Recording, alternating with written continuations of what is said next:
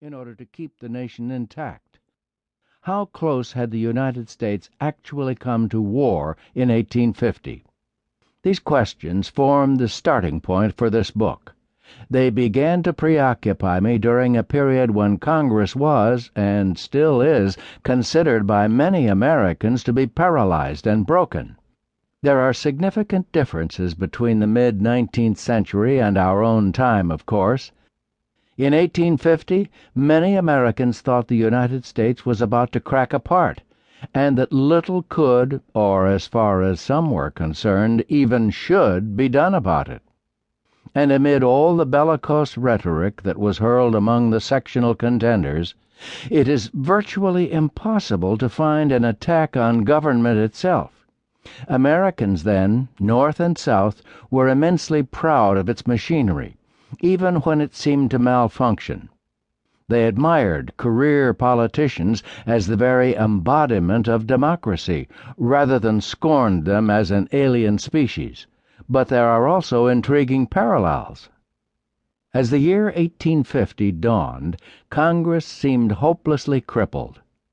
Senators and congressmen met, debated, and fought in the long shadow of a bloody foreign war that had begun in a fever of patriotism and ended with a public sufficiently angry at its cost that they threw out the party that started the war and replaced it with one that had largely opposed it.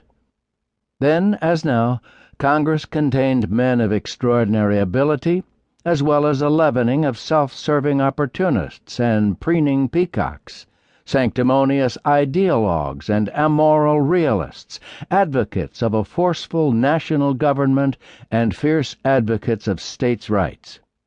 Then, as now, politicians jockeyed relentlessly for their own advantage and that of their parties.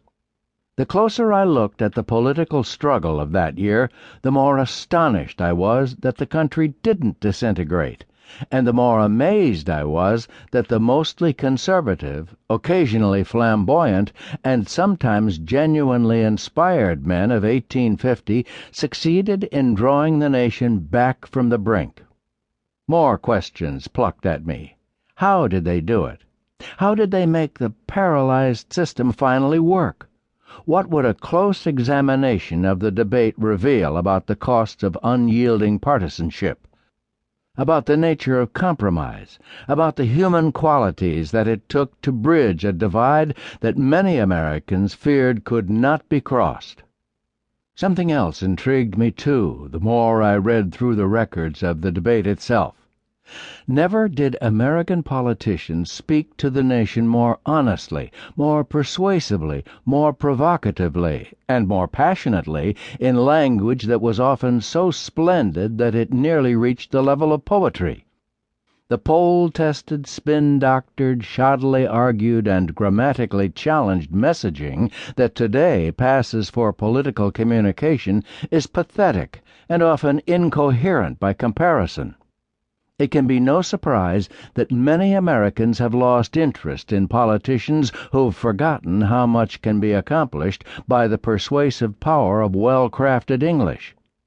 In 1850, senators and congressmen who more often than not lacked college educations spoke from the barest of notes, or none at all, for hours on end, and were confident that their colleagues and the public would understand them, in speeches that were peppered with allusions to Shakespeare, the Bible, American history, British common law, and classical literature.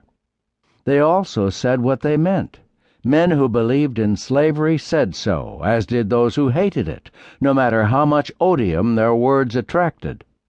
By listening in on the debate of 1850, we can learn much, not only about what Americans thought about their new empire, about the profound ways in which slavery warped our political system, and about the creative craft of compromise, but also about how to talk politics to each other so that we actually listen.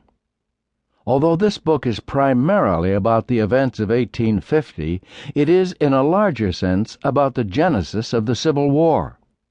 It will be clear to anyone who unravels the debate of that year that the war was already underway in the psyches of many Americans, in their agonized